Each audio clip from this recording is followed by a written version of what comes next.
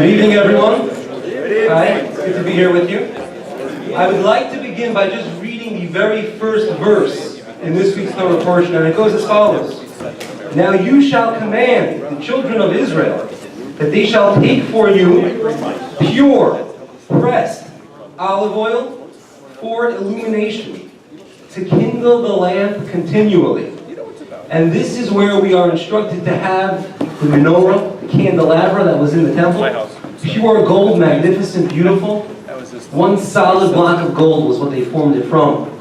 As a matter of fact, in Rome, the Arch of Titus depicts the Roman legionnaires coming back from their conquest of Jerusalem, holding that menorah. You actually see that, as if they brought it back to Rome. Some believe that it's still there. And we know in our tradition from our earliest sources that the menorah, the light, the flames of the menorah, is symbolic of the spiritual and sublime Torah wisdom. The Talmud teaches that if one wants to pray for wisdom, he turns to the south, because the menorah was on the southern side of the temple. And there are a few instructions, there are a few details when it comes to the making of the oil and the lighting of the menorah that are very instructive when we want to understand how to best teach and learn Torah. So I'll start with one. When they press the olives to get the oil, they put very gentle pressure. It's a very gentle press, and only the first drop, the very first drop that comes out, only that is suitable to be used for kindling. And one lesson is that when you want to teach Torah, you have to be gentle. You can't press hard. When you speak gently and softly, that's the way people will be able to swallow. That's the way they'll be able to understand, and the words of Torah will penetrate, will make an impact. Also, it has to be pure. We read it has to be pure oil.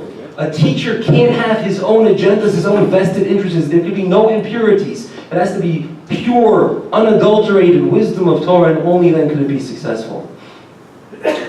Elsewhere, the Torah tells us that when you light the menorah, well, you all know this one when you light Hanukkah candles. Some people light just the very tip of the wick, and then you wait for it to burn down on its own. You hold the lighting candle to the tip, you pull it away, and you watch as the flame on its own continues its journey down towards the top of the candle.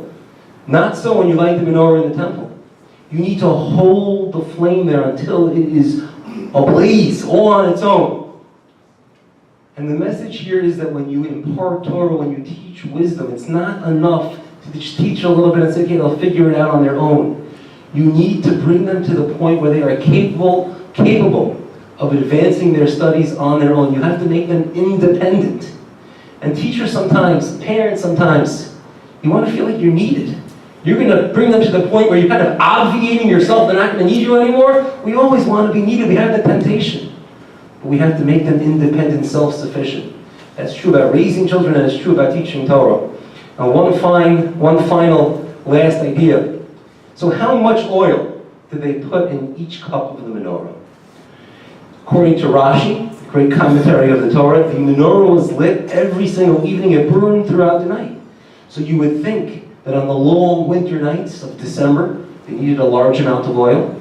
And in the short summer nights, it would be sufficient to put probably half that amount. But they didn't. They always put the amount that they would use in the longest nights of winter. It was always an equal measure of oil. And when we want to know about education, how to teach students, we're learning about equality. Every student deserves equal opportunity. And teachers are sometimes tempted both ways. You could have a student who is struggling and you will focus all your attention there, only there, and a student who's brilliant, who's doing well, you won't give him any attention. But he deserves some of your time too. And there are some who feel they want to give all their attention to the brilliant student. We could make another Einstein over here. And the students that is struggling, you'll feel that it's futile, they're not going to get it anyway, and you kind of ignore them, you don't give them what they need. And the menorah teaches us in equal measure. In the winter, in the summer, it doesn't make a difference. So these are just some of the lessons that we learn from the menorah, and I want to wish you all a beautiful evening.